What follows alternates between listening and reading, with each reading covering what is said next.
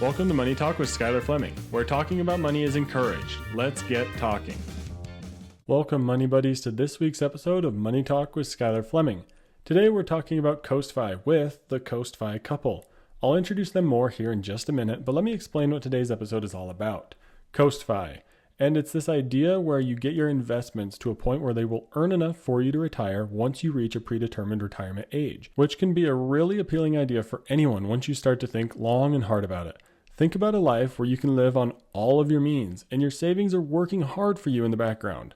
We're going to get more into what CoastFI is with today's guest, but I wanted to paint a picture for you. I know that this is an idea that really excites me and my wife, and we really want to go for this, but we so often struggle with all the different goals that we know we need to save for. We may want a home someday, we want to go on lots of trips, and we want to enjoy life, but we also want to save heavily for a retirement that we hope is early. So that's where CoastFI can come in, and I think it's going to come in to help a lot of you listening today. I hope for us it can come in a way to alleviate some of the retirement savings stress. And I'm excited to talk to today's Money Buddies in order to help answer some of my own questions about CoastFI. And I know you're going to love today's interview, and you're definitely going to take away something from it. So make sure to stay tuned, because today we're talking to Matt and Yana from the CoastFI Couple podcast. They started their show a few months ago, and I was able to meet Matt at FinCon several months ago, and we decided that we both had some great knowledge to share with each other's audiences. So head over to their show after listening to this one and keep an eye out for the episode with me and my wife on their show. And I'm excited to talk to them because Matt and Yana are the hosts of the CoastFI Couple podcast and YouTube show, where they help couples build a stronger connection through open conversations about money, relationships, and raising financially savvy kids. Their approachable style and practical insights make each episode a must listen for anyone seeking more intentional and balanced life on the path to financial independence. Before we get into the interview here, I want to, of course, mention today's money talking points. The money talking points for this week's episode are: what would it mean for you to be able to choose to work? 2, what would you like to prioritize now instead of investing for the future? And 3, what steps do you need to take to get started with CoastFI? With those money talking points in mind, let's get talking.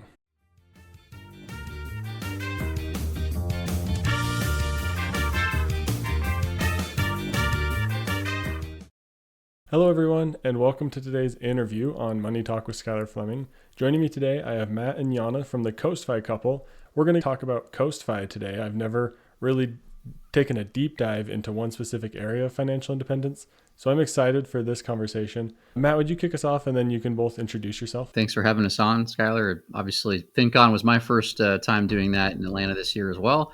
Just like you, we've been talking to a lot of people since that show. When we started out finding kind of financial nerdom, it's been really fun to see everyone else in this space. And I don't know, it's been enjoyable trying to pick apart everybody's individual personal financial plans.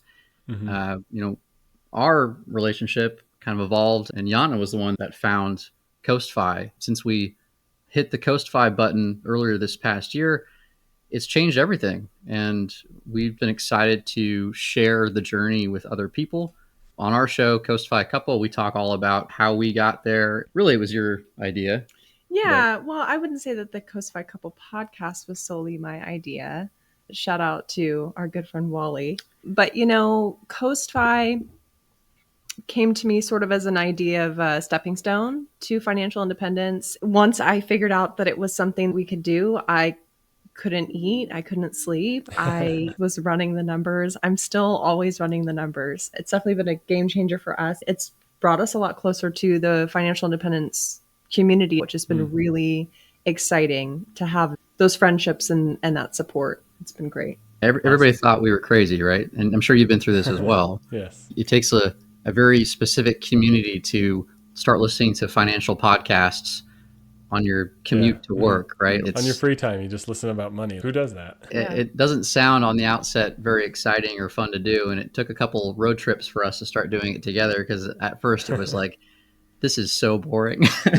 Like you guys have said, you're sharing your stories and experiences, and that's where people really gain a lot of that feedback. So I'm excited to have you both on this podcast. Let's start diving into CoastFI. I'm excited for this interview because this is something that I mentioned to my wife as, hey, we're a lot closer to this than actual financial independence. I'm using this almost as a way for me to figure out what we want to do with CoastFI and how it actually works. So I'm excited to pick your brain about this area of financial independence, both for myself and for my audience, as they are very likely a lot closer to CoastFI than they're going to be to financial independence at the time of listening to this. But can you start us off just with what is CoastFI?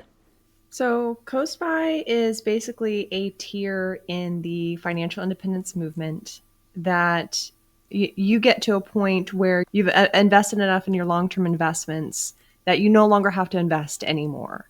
You know that by the time you're going to start tapping into those investments, it's going to have compounded in growth to be what you need it to be.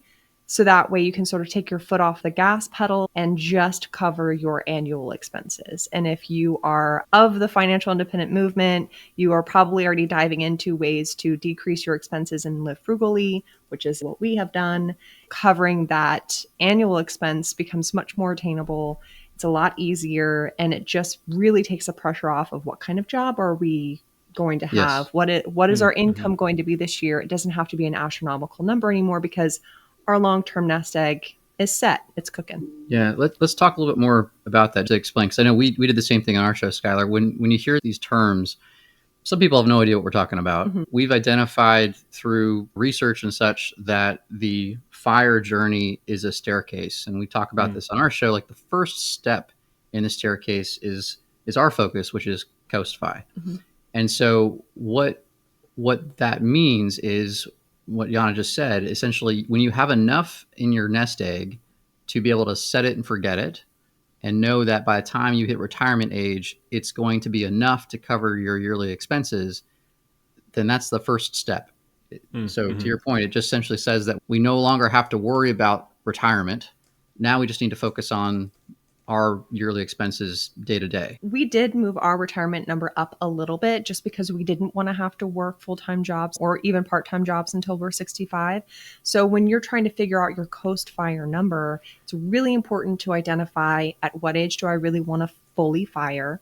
What is my annual expenses projected going to be upon full retirement, and what are my annual expenses now and the time between now and retirement. And it's really just a math game. Matt used to say this to me all the time. It's just a math game. It's just a math game. It used to infuriate me because I couldn't see and I wasn't connected to the numbers in a real way. The podcasts are really helpful, even though some of them can be a little bit dry or a little bit too high level or maybe even a little bit too detailed. Taking those nuggets of information and applying them to your specific numbers, understanding your specific expenses, your specific investments, and knowing what those projections are going to look like will help you really click into place what your CoastFI plan could be. Now, to Matt's point, it's just one step on the staircase to financial independence. The next one is BaristaFi and then LeanFi. Basically, the more you can decrease your expenses and the more your investments can grow, then the less you have to work. I think a lot of people in the financial independence community or the FIRE community think that it's just work, save until I'm able to start tapping fully 100% covering my expenses. And that's one way to do it. And that was initially the plan. That was initially our plan. Yeah. And then burnout happened. So, so we had to make a shift. And this was something that we could both really be on board with and be at the helm of the ship financially. And it was exciting.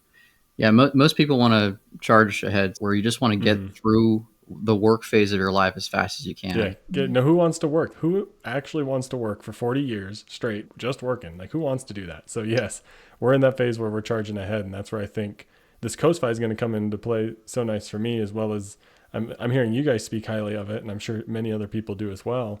I want to, Matt, talk to you about that work piece as well, because I was reading some information that you were experiencing burnout and things like that, and work wasn't going well potentially. And one of the ways I like to make my podcast able for people to take home with them and talk with them is the money talking points. And one of them that I was going to give to the audience to go and talk about with their friends is, what would it be like for you to choose a job that you like instead of one where you feel like you have to work? Matt, what has CoastFI done for you in terms of your job choice? Yeah, it's completely changed my day-to-day. I used to work in a very high-stress field. I was a global marketing manager, and I was doing 80 hours a week, and it was just exhausting. And I did that for almost 15 years. There was a moment where I realized, and I was talking to Yana, like I couldn't physically or mentally do it anymore. I had given it everything I could, and it was starting to impact my my health. Mhm. I was starting to have these panic attacks in the middle of the workday for various reasons. And because I luckily have a partner who understands the game, we sat down, we said, okay, you know what? If you keep doing this, your health is going to be negatively impacted. Let's talk about another way out.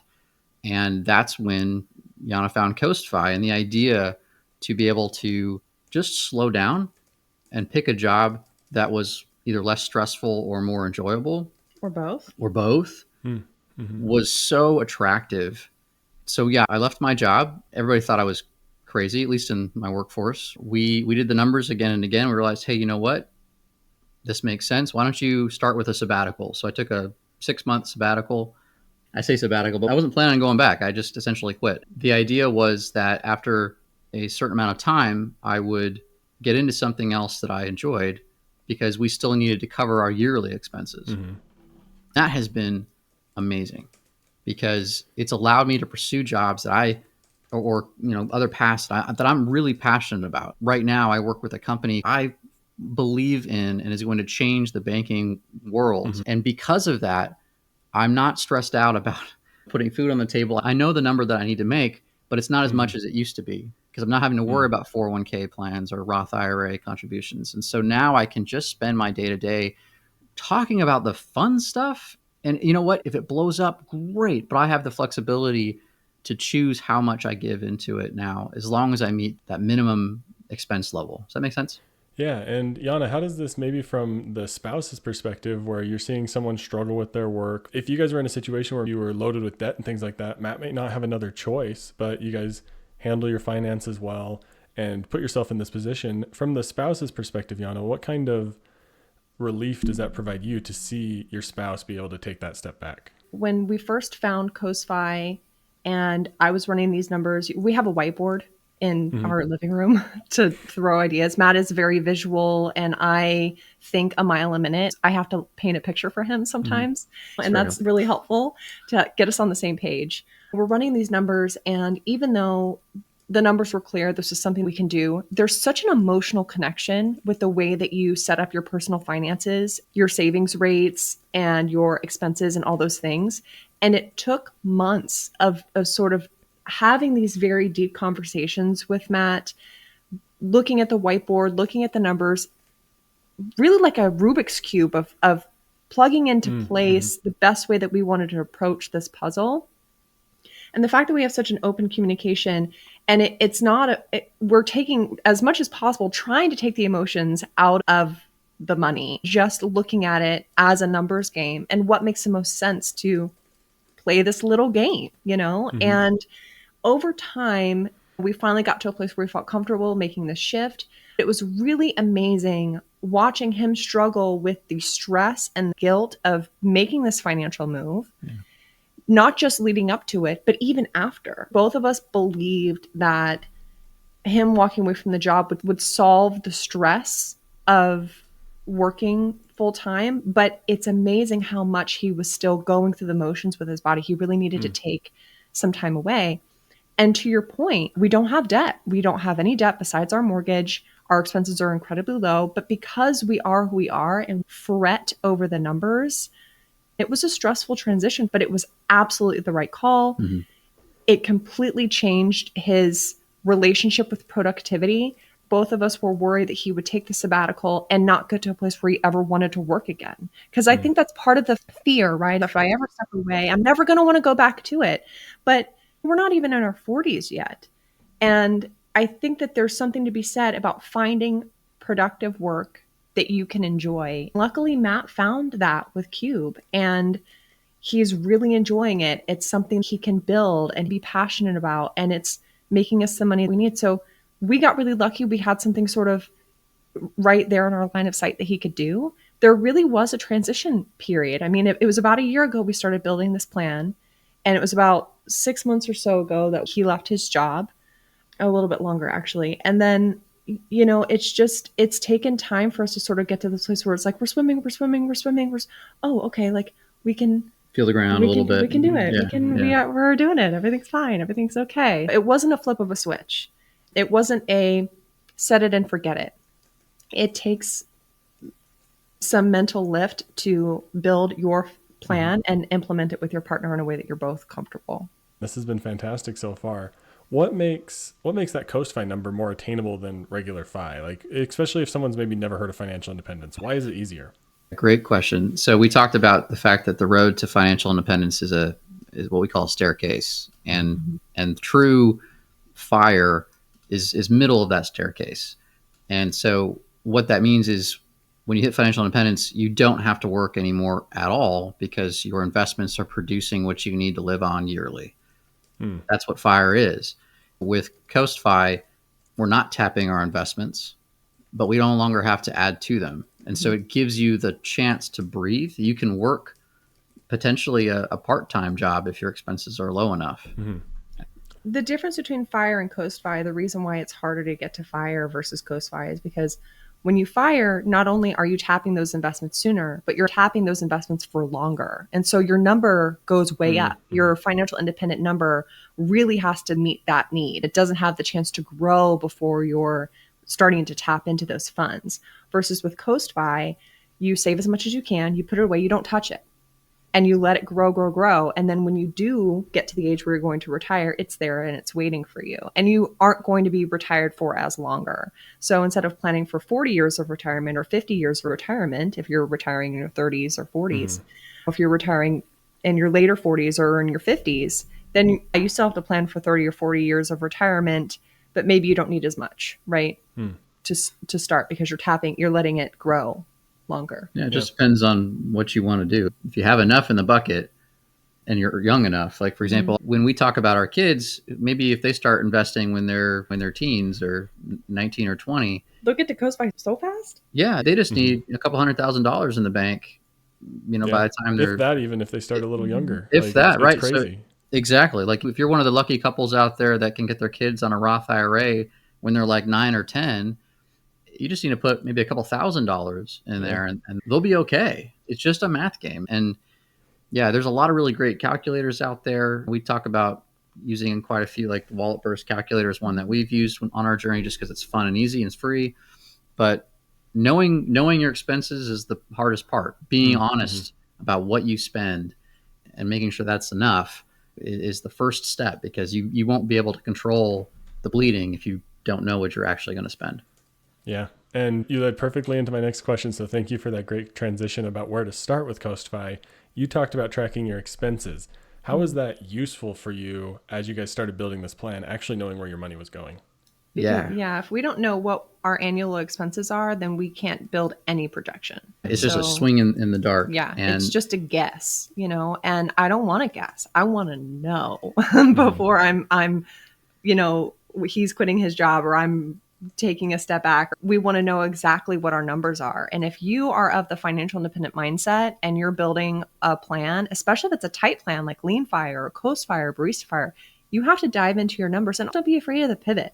That was one of the things that has really helped Matt and I throughout this entire process and journey is we are always going over the numbers. We're always able to pivot and bounce ideas off of each other. The very first step, and I will say it until I am blue in the face, is know what your expenses are annually and get yourself set up in such a way to where you can live your budget that is in a way that's attainable, accountable, and simple. So to maybe fine tune that answer, step one is do a budget. Yeah. Like pull out your expenses. And we started with Excel spreadsheets. I was tracking 10 years or in an Excel spreadsheet by myself for a little bit. And when we started coming on board together as a couple, that changed. Trying to do a budget meeting every month or so to make sure that we're on track. That's hard to do. And we talk about this on our show a lot.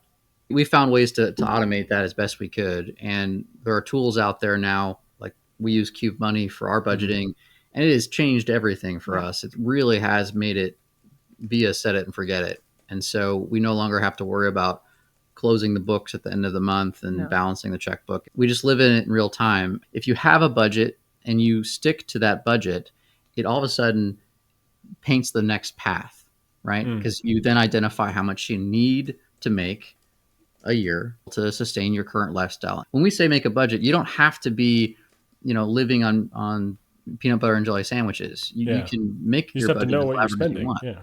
Yeah, I think exactly. people have a visceral reaction at the idea of living on a budget. But one of the points that I made recently on our podcast was that just because you're identifying your expenses and building a budget doesn't mean you have to change the way you're spending. At the very least, track your expenses so that way you know where you want to maybe suck in or make a gonna shift naturally change or too. really spend Yeah. your money to your values. If you have a certain idea of how you want to be spending your money, maybe that's not actually the case because you have no idea.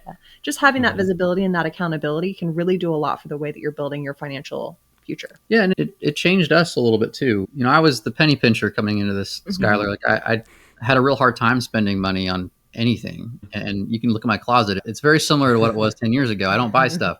Same. Yep. I get But that. yeah, you get that, right? Because there's other priorities. But what we've found, especially coming together as a couple, is there needs to be a concession on both sides.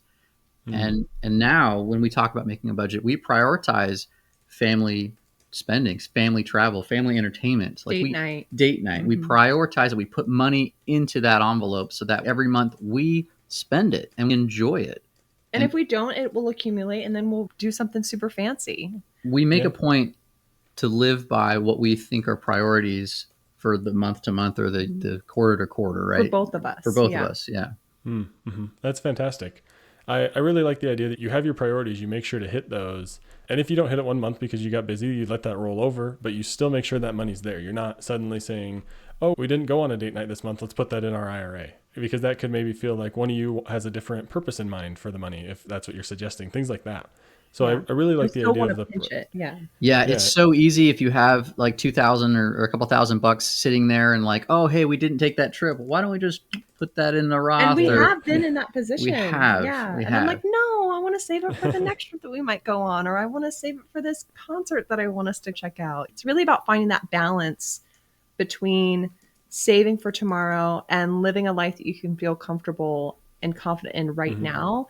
That balance might also shift and might be a little bit different for you versus your partner. Having those conversations in a way that is healthy and communicative is so important. The more often you do it, the easier it is to do it.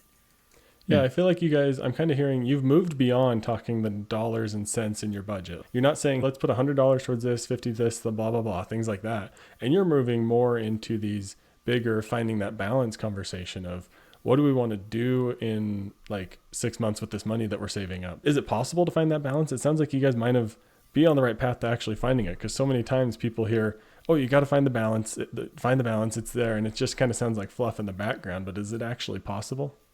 I definitely think that it's possible to get a better understanding of what's important to you and your partner and your family and how that applies to your finances once you are not putting yourself under the pressure of stress that really stressful full-time jobs can put you under. It has freed up so much of Matt's brain space for us to focus on what is truly important. The game has now shifted. It's no longer how much money can I make? How much money can I save? It's how do I prioritize my time? How do I prioritize my wealth? How do I prioritize my health? Right? Because that's what the true wealth is your health and your time. Once you've figured out what you need to save long term, once you've figured out what you need on an annual basis, and you get those numbers into place, then there's just this automatic shift that happens. And it's less about chasing the dollar and more about really setting your values to your time and your family. And it is peaceful. That's fantastic. Yeah, a good exercise that actually a friend of ours, he's got his own podcast, Everyday Money Heroes. What they do is they take a bunch of paper clips. They have like 50 paper clips, and they have a bunch of categories. And then amongst themselves, they'll put the paper clips in these categories as to what their priorities are in their life. And so then at the end of it, you look at these piles of paper clips and you sit down together, and then you collectively agree. It's like, oh, wow, you really prioritize travel. I wasn't doing that. Therefore, as we make our budget, we need to make sure that there's enough in there so that way you feel happy and filled in your life. And it took us years to figure that out. I was always the tightwad, and I wasn't stopping to smell the roses and do the concerts and all that stuff. Once you realize money is just a tool to build the happiness that you want, especially if you're comfortable at CoastFI, where you all of a sudden don't have to worry about your future self, you know you're going to be okay, then the game and the conversation shifts to just how do you live your best life now?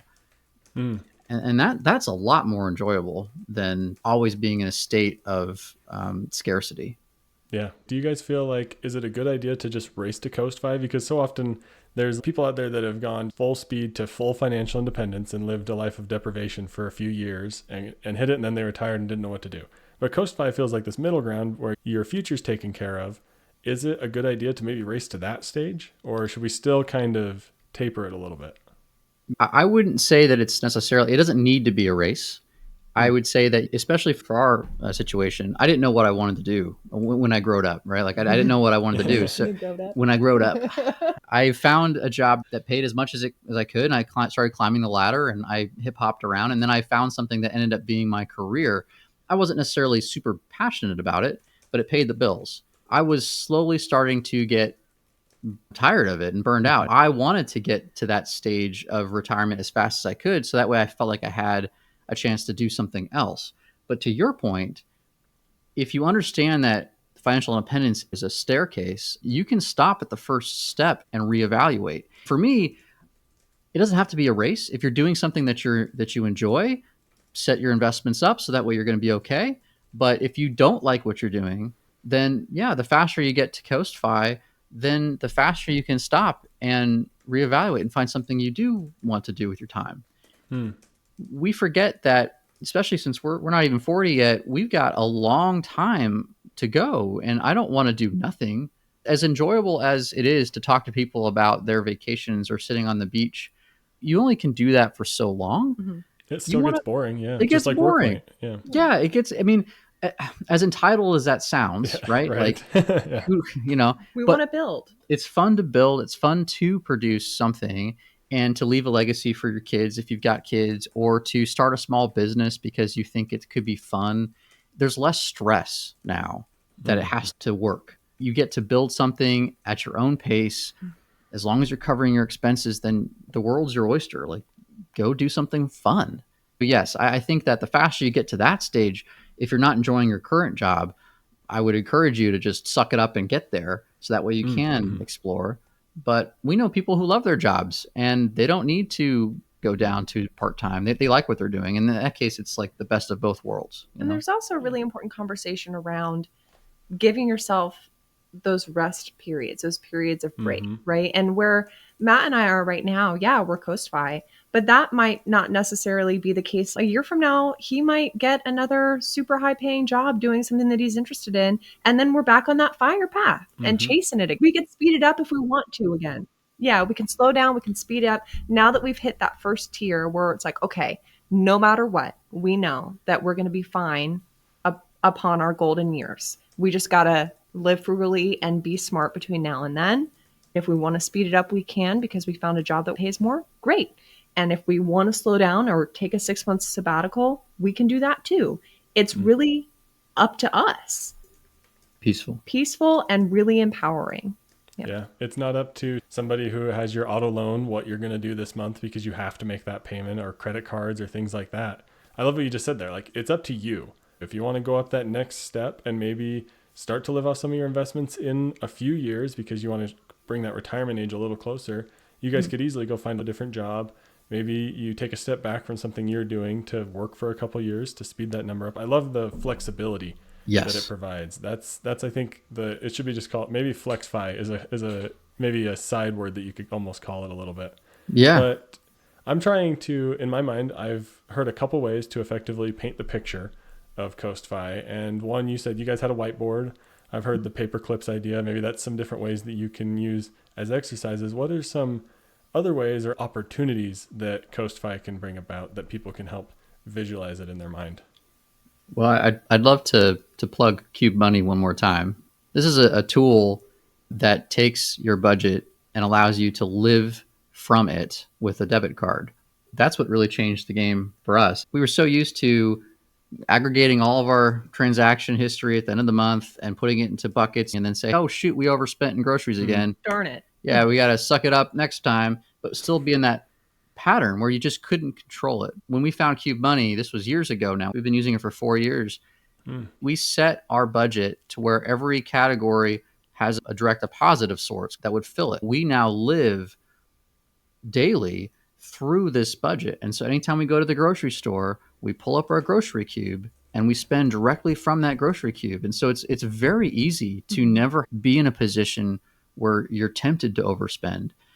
You can move things around in that budget, but since we're living it in real time, it has made things so much easier to be able to just build and dream. And honestly, we don't think about our budget anymore, which has been really helpful on our journey to CoastFI. Yeah, we don't have to go back through retroactively and actualize our budget. It lives right within the app. The app is tied to the card. So I'm not easy. going to overspend.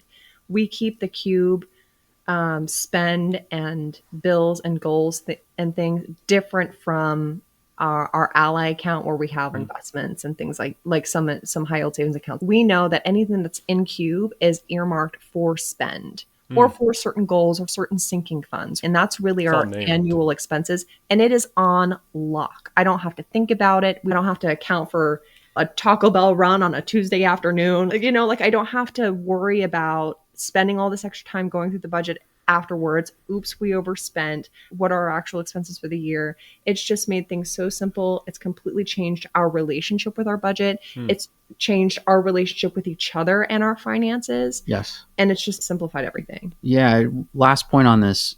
One part that was really difficult when we were starting out is there was only one person that could sit at an Excel spreadsheet and do all of that work. And so there was always this checking in with the other partner to see like, hey, I want to go out with my friends. Can I do that?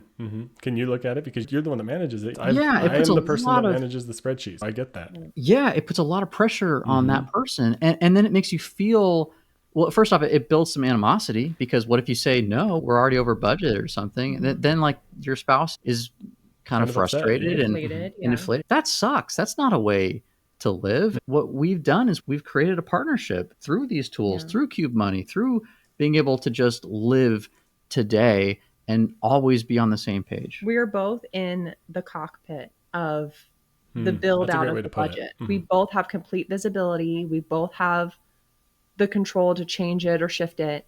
It's not that he's building a spreadsheet and I'm not emotionally connected to the numbers. We are both doing it. If I want to spend an extra $20 at the grocery store and it's not in that cube, I can move it from another cube and put it in the grocery cube. It's not a big deal because we've already earmarked what we want to spend on what. It really, it changes the dynamic between who is budgeting, like who's the budgeter and who's the spender. Cause usually it's one person is the budgeter, one person is the spender. And now we are both the budgeters and we are both the spenders and we're driving the ship. But it also, it's not hard. I think part of the, simple, when we talk with other couples, Skyler, it's usually like there's one nerd. I'm assuming that's you, buddy. Yes, that is me. It was me as well. And then there was another free spirit, right? That doesn't want to think about spreadsheets at all. Hate them. Yeah. And so I love them, so I don't get that. But and we can't relate, right? But the more that we talked about it, because Yana didn't like the spreadsheet thing either, it just, we wanted to take that out of it, and that's what we've done. We've made it so that we don't have to look at a spreadsheet anymore. We live today, we enjoy what money we have, and the investment thing is on lock. We make our next step closer to the next step, which is BaristaFi, which means we both work part-time jobs because we're starting to tap those accounts later on. So it's building and it's fun now. It's no longer going back and retroactively looking at what did we do? What did we do? No more. No. Yeah. Now we're looking ahead. What are we doing next? What are we building next? And that changes the mindset of the way that you interact with your money. I love the idea of shifting from looking to the future versus looking back at the past. I was telling Matt this at FinCon. That's what we do so much, where we put in the expenses at the end of the month. We're saying, oh, we overspent our grocery budget by $50. It's not really a big deal. We have the money there. Right. It's like, we're going to be fine. But for your guys' point, you're looking ahead and actually making the decision, oh, we shouldn't get this right now because it is low, versus we're spending the money and then saying, oh, we shouldn't have done that. And then one or the other of us feels bad because, I wanted some treats or soda that day. That's why Right. it went over. Exactly. You make the decision before you spend the money and you have that visibility immediately. It just changes the way you're interacting with your funds. Yeah, I love to eat out. And so there'll be times where we're sitting and we're like, hey, do you want to go get sushi? And we look at our cubes. Do you want a DoorDash? We want to do it. And so we look at our restaurant cube and we're like, well, hey, we can pull some from there. We can pull some for date night. It's like, hey, you know what? We can make this work. And then we're just, let's go get the sushi. So it ends up being a collaborative event. Or it's you collaboratively saying, no, that date night's already been marked. And so let's have that fun date night in a week and a half versus let's just eat at home. But it's not him telling me no or vice versa. Yeah. It's like the numbers are right here. Yeah. We don't got it yet. I love that. Yeah. That's fantastic. And I think one of the things that's going through my mind that I've heard from several people in my life is, oh, that platform costs money. How much money have you guys saved from using a technology tool? Oh, thousands. Like, so if you you're think probably about on this point because of it. Like all the compound interest that you're going to make, all the things like that. Like it's infinite. So it's really important to realize, like, one of the biggest obstacles that I get when we use a tool like Cube Money is people are upset that they don't get credit card points because it's a debit card based platform. For us, we wanted the control and visibility, and we were willing to sacrifice whatever rewards we'd get. And that study came out with Forbes just a year or two ago that said if you're using a credit card, you're spending between 8 and 12% more than people who don't. Because you're trying to get those points. You're trying to get those points. You're incentivized to spend. They're not on your side. And so we talked about it. We're like, you know what? Like, I'll take an 8% cash back to be able to have visibility and not have to worry about overspending anymore. There's no credit card giving you 8% back. No. So it was an easy decision for us to try it out. And actually, Yana tried it out. And again, she wasn't the money nerd at the time. No. Look how, I mean, you totally are now. Totally are now. But and it's because of Cube. I know that's crazy to say that, but I did not care about budgeting. I didn't care about being super collaborative. I mean, we were in the boat and we were doing it together and I was trying to be a good steward, but I wasn't enjoying it. I didn't have an emotional connection to the way that we were building. And it really gamified the way that we spend money and it made it fun. Yeah. And so I started using it first. Then we got the family plan and we started using it together. I know that there's a lot of other apps out there and we looked at a couple, but this one was different in that I had real-time visibility. It was immediately connected to the card. We didn't have to go back and have another budget meeting later, which for me, I don't want to have to sit down and do a retroactive budget. Yeah. So we're able to pull up our grocery cube, spend in the grocery line, and walk out the door holding grocery bags and never having to think about it again. Yeah. Wow. So nice. That's fantastic. And I just wanted to make sure to add that there, that people, when they see that 100, 120, however much it is a year for whatever app they're looking at, the savings you can get on the backside of that when you're using it well and it's helping you is enormous. It's going to be more than you're going to spend, plain and simple. And let's say there's a young couple listening to this. You talked about how their CoastFI number is so small. And I just want to kind of give people some primers to start this conversation. How can a couple actually get this conversation going? It depends on the couple. There's always, like we mentioned before, the one person who maybe is the spender and more the free spirit, doesn't want to have that conversation with money, or maybe is indifferent. And then there's the person who's the nerd and is really excited and wants to have that conversation. What Matt did is he kind of gently wore me down over time and exposed me to some of these concepts in ways that I could learn it at my own pace instead of forcing me to the table. I think trying to be open-minded and recognizing that having financial conversations with your spouse is a requirement for adulthood. Once you get to your point, you're not having as many of those. But early on in our marriage, we were doing it, but I was kind of checking it off a box like, okay, we're adults. We got to sit down. We got to do the budget. So I think being open to the truth that those money talks and those budgeting meetings, it's not a one-time thing. It should be often. And the more often you do it, the easier it is to do it. And going into it of the mindset that it's you and your partner doing it together and being a team is really the most important piece of building that kind of healthy communication around money. It's really easy to get angry or upset or frustrated when you're having these conversations, especially in a new partnership, when you're still kind of learning about each other. Take a break if you need to, but come at it as a partnership Yeah, I'll add to that because for a long time, since I was so involved in the financial community, I felt like my way was the right way, and it was just to pinch those pennies. But it wasn't until a couple of years after we started dating, or maybe we were together back then, where we sat down together and was like, you know what? We haven't taken a family trip in a very long time. Why aren't we prioritizing the kids? So it took a conversation, a collaborative conversation, to sit down and realize that we need to be able to stop and smell the roses. We need to enjoy the journey. Otherwise, we're going to burn out all the faster. We sat down. I started, sending podcast links to Yana as we're going on road trips or something. We might listen to one episode, not more than that, just to prime that conversation for us to have later on. We involve the kids a little bit because we want to teach them all about this. We recommend listening to some of these podcasts and just being exposed to the lingo. So setting up yourself for success with your partnership and making sure you're having those regular healthy communications around money, making sure that you're setting up tools and a flow for your money that makes sense for your own personal finance game. And then also building community. That was another big piece of the puzzle for us, recognizing that we're not in an echo chamber about this and we're not crazy for building our lives this way. And there are other people that we can talk to about money and it's not taboo. The only people that we really talk to about this are in the FI space, because other people either don't want to talk about it or don't understand, and we don't think we're nuts. We don't really bring it up we because are probably all a little nuts in some way. Yeah, we know so many people who ignore this conversation with their spouse, or they'll try and force it, and then there's this animosity that builds, or they'll both just put their heads in the sand and they'll ignore it until it's too late, and then you're looking up and you're in your 40s or 50s and you don't have enough and you're going to be working until you're 70 or 80. You can't ignore this. The earlier you start, the better. So might as well make it fun and learn as much as you can. Yeah. Speaking of other podcasts to share to people, let's wrap up here by giving you guys a moment to talk about what you're doing. Where can people find you or learn more about your show? Yeah, so we do have our own podcast. It's called CoastFI Couple. We are on YouTube, Spotify, Apple, iTunes, and everywhere else you listen to podcasts.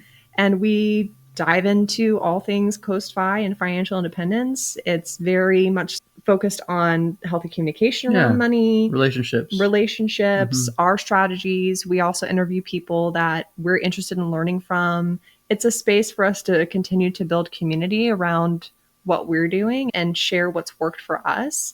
I really hope that these types of conversations reach those people who are interested in FI or just getting started and trying to learn a little bit more about it. It's a good place to start. There's so many instances in my life where I just felt kind of hopeless until I found this. I went down the rabbit hole of all the books, blogs, and the Mr. Money mustaches and things. And so finding the outlet to be able to have these conversations and just be exposed to some of the terms, very helpful.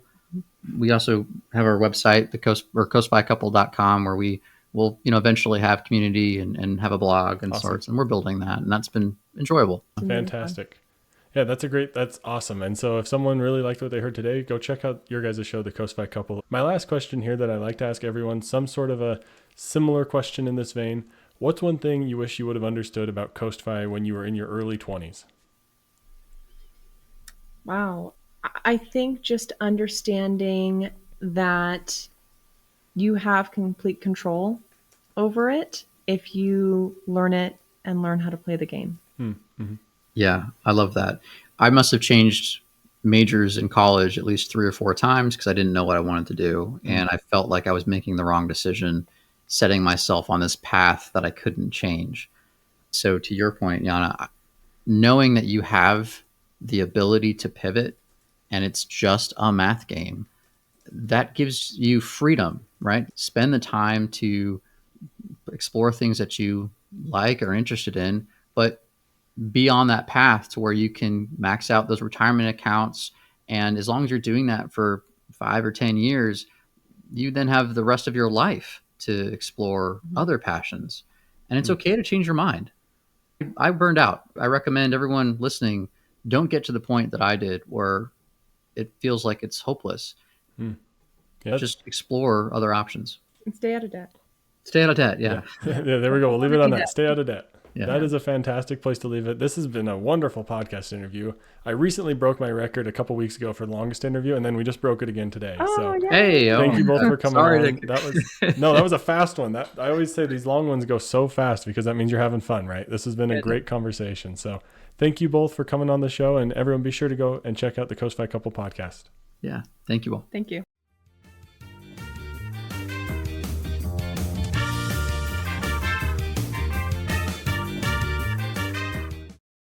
Thank you so much to Matt and Yana for coming on today's episode. Wasn't that a fantastic interview?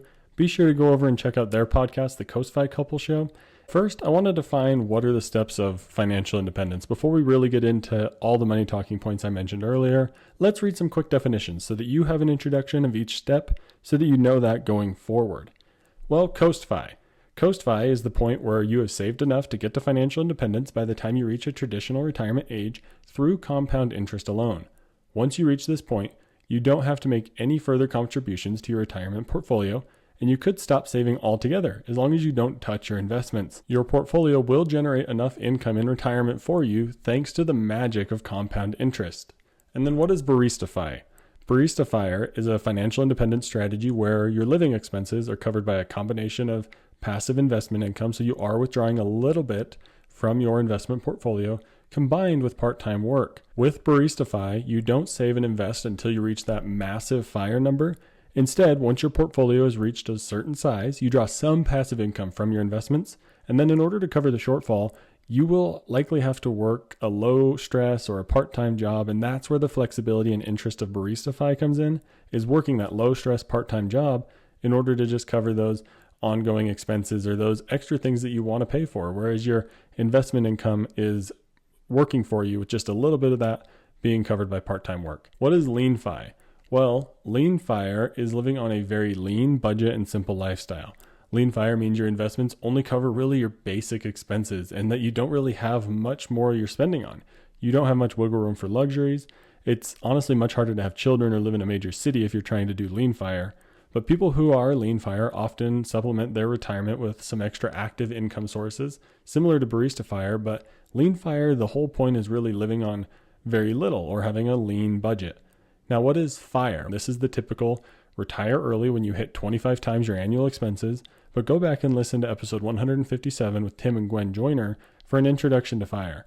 But there's a lot of content out there, and today we're talking about CoastFi, so I'm not going to talk a whole lot about traditional FIRE. But there's also one step above that called chubby and then fat FIRE, and these are having high income from your investment portfolio. Think high six figures. This can require you to have $3.75 million or more invested to live off of based on the 4% rule. It means you're living a very comfortable FIRE lifestyle. So make sure you're considering that. If you want to live a comfortable, high earning lifestyle, you may need to go for chubby or fat FIRE. But go check out the Staircase to Financial Independence from the CoastFi Couple. They did an episode on it. The link is in the show notes for that episode to go watch it on YouTube. So go check out their show and learn a little bit more about each staircase. But let's get into the money talking points today. The first one is, what would it mean for you to be able to choose to work? Well, it would mean a ton to me to have the freedom over your choice of work because you don't have to work the job that is making you the most money because your future's already accounted for with CoastFi. That is a huge deal. Even just budgeting off last month's income and having some sort of an emergency fund gives you some semblance of balance and of the ability and freedom that CoastFi can offer. Think about it when you're living paycheck to paycheck. You have to go to work every day. And not working means not getting paid, which means not being able to live your life. But when you have a good emergency fund, you don't have to worry so much about job loss or taking a day off without PTO or something like that. It gives you just a little bit more choice. Now imagine your future expenses are taken care of when it comes to retirement. And you know how everyone says save 10, 15, 20, 25% towards retirement? Well, imagine that percentage is now available for you to live your life and enjoy it now. Do you know how many people are living and enjoying their life now because they're not saving for retirement? Not a whole lot. You would get to do that because you're already done saving for retirement. It makes your life so much easier, and that's why it's such an appealing option to me. It would mean you would be able to choose where you want to work. Where do you want to work? What do you want to be able to do with your work day? Send me an email and let me know. I would love to hear from you about how CoastFi could help you with some flexibility towards understanding where you want to work. But think about that picture I just painted. You have the choice. You don't have to work in that $150,000 a year job that's high stress because you need to save for retirement, because that's all done when you hit CoastFI. Now you can go work that $60,000 a year job or 80 or however much you need to cover your annual expenses because your retirement is taken care of. So keep that in mind. But let's move on to the second money talking point is, what would you like to prioritize instead of investing for the future? This is a question that I want you to talk about when you share this episode with a friend, to be able to envision a post-CoastFI life. What would you do once you reach CoastFI? For my wife and I, it's likely going to be that we can work less. I think we would end up taking that 15 to 20% we're saving for retirement and reducing our hours by that amount, because we don't spend a ton of money, so we probably don't need super high paying jobs or anything like that. We enjoy being able to travel and spend time with each other, so we would like to convert that percentage we're saving towards retirement into time that we get back. We don't do a whole lot of spending otherwise, so our expenses are pretty low. So it would allow us to take less work, we would be able to take more time off, or we could keep working the same and spend more money on the here and now. But think about this. You're working the same job. You're currently contributing, say, 5% to your 401k and investing other money into an IRA. Now you reach CoastFI after increasing those amounts for a season to get to CoastFI.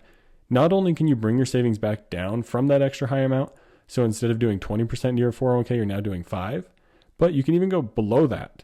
You can bring it back down to nothing for retirement because of CoastFI.